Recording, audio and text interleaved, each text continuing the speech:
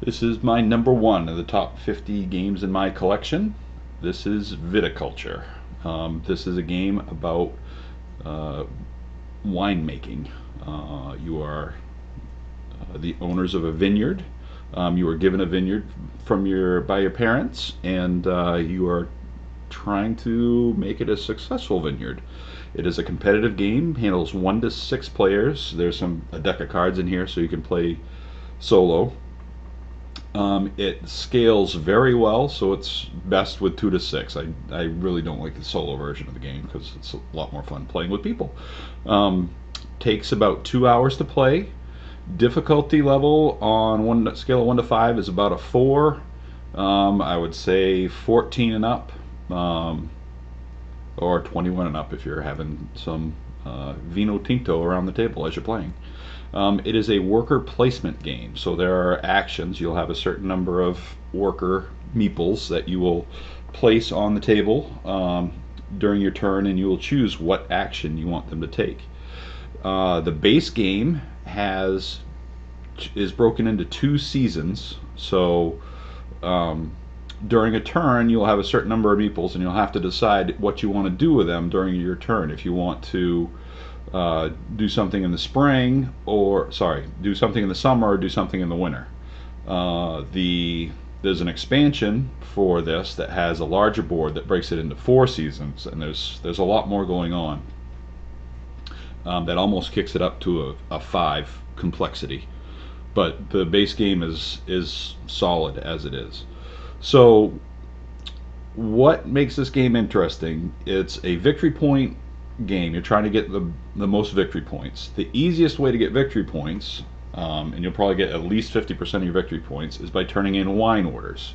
And there's different types of wine. There's the red, the white, the blush, the sparkling.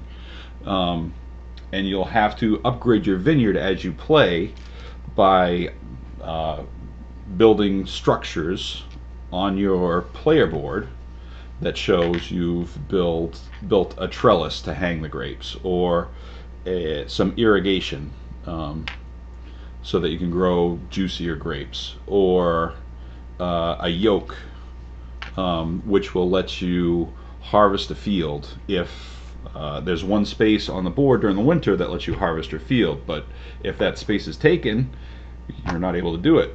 Say somebody beat you to that space, then if you have the yoke, you'd be able to do it on your player board instead. To turn in a wine order card, you have to have wine in your cellars. And there's 3 levels of cellars. So you start with a small, and then you upgrade during the game to a medium and a large, and that unlocks the blushes and the sparkling wines, and they're worth a lot more money. So to make wine, you have to put grapes on your crush pad. To put grapes on your crush pad, you have to harvest them from your field. To harvest them from your field, you have to have planted the grapes with the grapevine cards. So you'll have a hand of cards.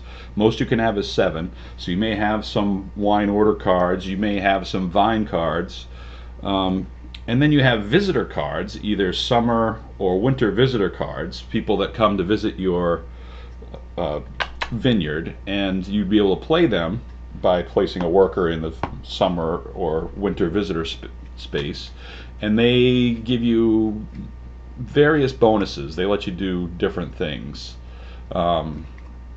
Like this one's the wine enthusiast. It says discard a wine to gain 2 victory points, or lose a victory point to train 1 worker. So it's kind of thematic. You lose a victory point, but you got a new worker.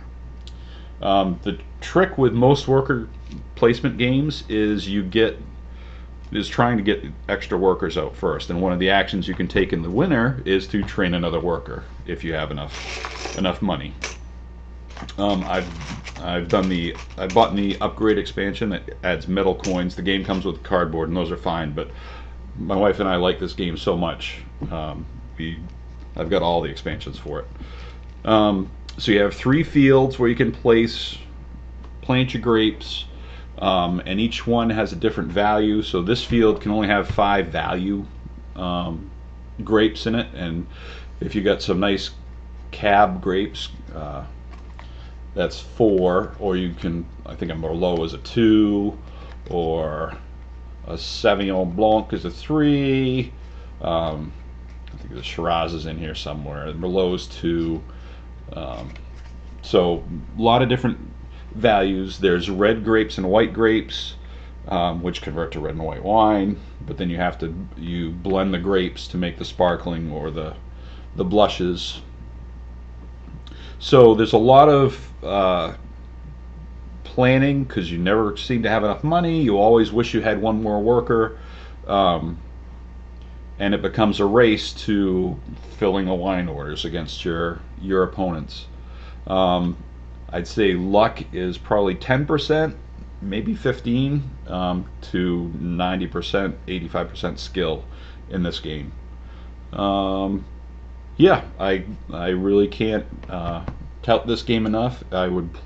It's easy. It seems complex, but it's easy enough to teach even a beginner gamer, and I would gladly teach this to anyone. I should say any adult. And yeah, so that's my number one, Viticulture. Thank you so much for joining me on this journey through my board game collection. My daughter is planning on doing a top 10 video list herself, because she does not agree with most of my picks. So stay tuned for that. If you enjoyed this video series, please consider donating to the Barbara Bush Children's Hospital. I will attach a link beneath here. I'm doing this for the kids. Every year I do a annual fundraiser for the Barbara Bush Children's Hospital. We do a 24-hour board game marathon, and we do other events throughout the years, fundraisers and such, to help the kids out down there. So thank you to those that have supported me in the past, and I greatly appreciate it. And I would say happy holidays, Merry Christmas to one and all. Thanks again for watching. For the kids.